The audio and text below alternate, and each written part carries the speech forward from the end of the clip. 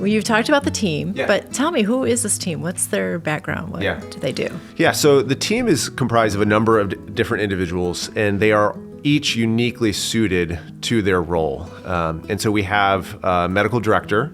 Medical director periodically will see patients, and medical director also supervises the overall team. Okay. Generally, the medical director is kind of in the background.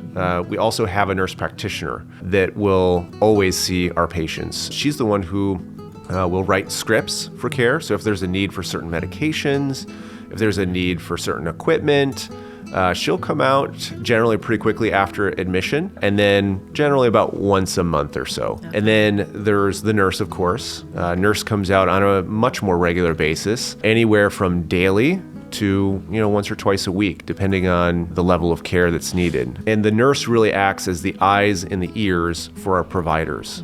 So if things are changing, then we report that back to the providers. Social work will come out, and social work will do a lot of different things. Sometimes stages of grief happen even before someone passes sometimes, especially with dementia patients. There is a loss even before that person passes. And so social work can come out and provide a level of talk therapy, provide a space where that person can start going through, hey, I'm really struggling with this, or I'm just fed up. Like, I'm just spent, I'm burnt out. In addition to that, if there's a need for more functional things like, we don't have a durable power of attorney, or we don't have Medicaid status and we want Medicaid. And then chaplain, of course, is working with individuals that have a faith. Anything from sitting down, going through hymns. Do you remember the old Psalter hymnals? Yes, Yep. yeah. And then there's the hospice aide. Hospice aide will come out typically 2-3 times a week, depending on what's going on. Hospice aide will help with any personal care items. So that's a task that a lot of sons, daughters don't necessarily want to do.